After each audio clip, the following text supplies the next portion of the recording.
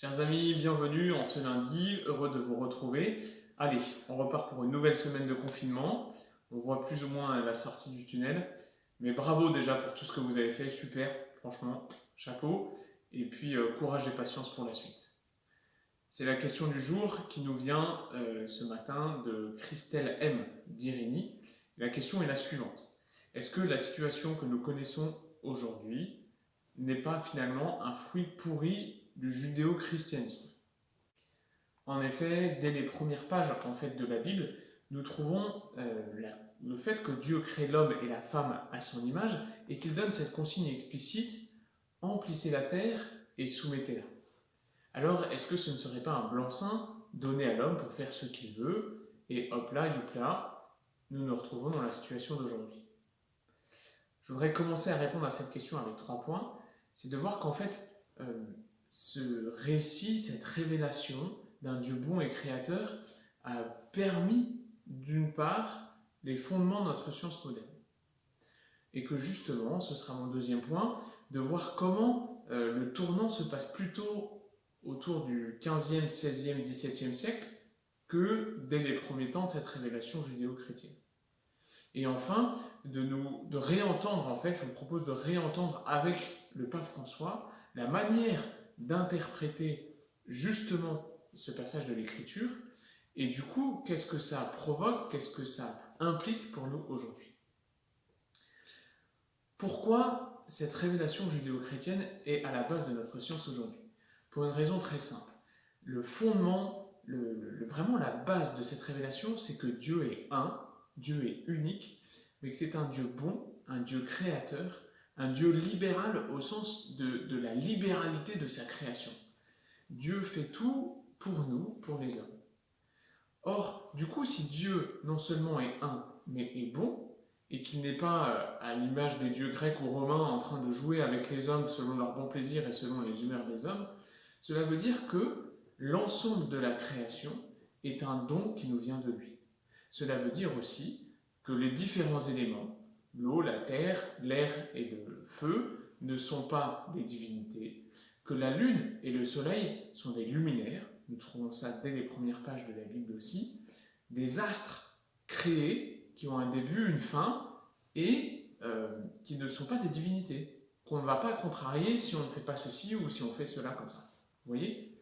Et donc du coup, cela permet de libérer l'homme de sa peur des idoles, tout simplement.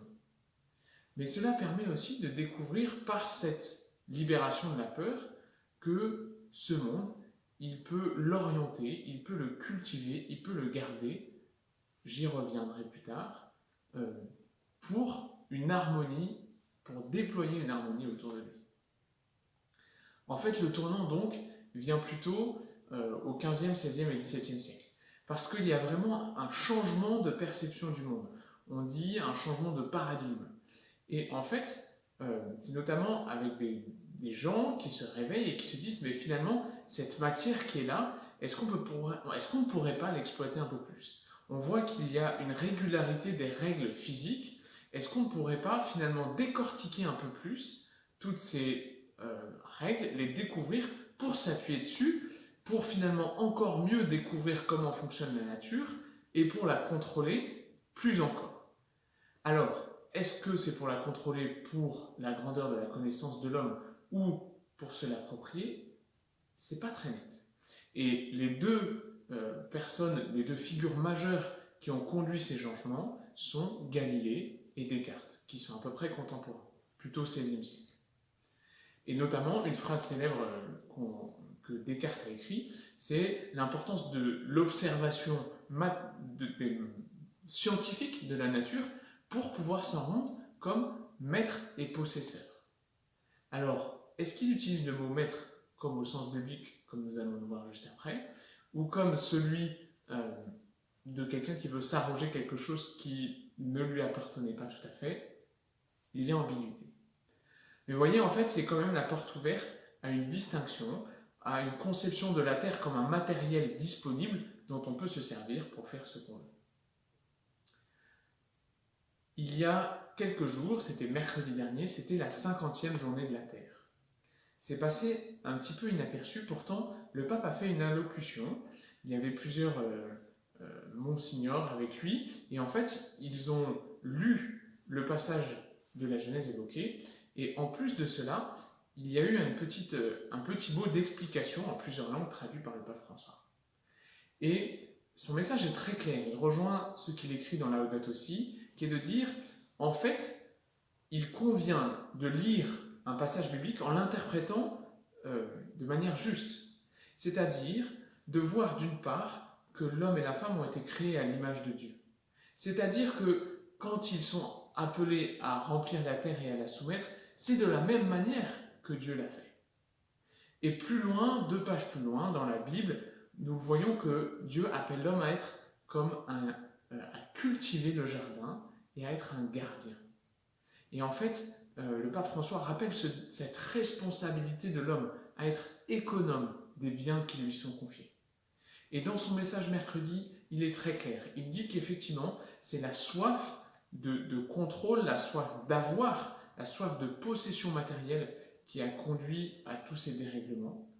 Et il nous exhorte tous, non seulement au niveau international, mais tous et chacun, à prendre conscience de ce don qui nous a été fait, de notre planète, des séquelles qu'on inflige à la Terre et que la Terre ne peut pas pardonner parce qu'elle est marquée à tout jamais, mais qu'il nous exhorte vraiment à prendre soin de tous et de toutes, du plus petit au plus grand, du plus faible, tellement invisible dans le ventre de sa maman, à la personne la plus âgée et plus fragile, et que cela est extrêmement lié aux soins de la terre, aux soins du plus pauvre, aux soins de la personne émigrée qui fuit les guerres, les conditions climatiques, etc. Vous voyez donc en fait la juste manière d'interpréter cette révélation est de voir que nous sommes responsables, que nous avons un devoir vis-à-vis de notre planète et qu'il faut agir maintenant.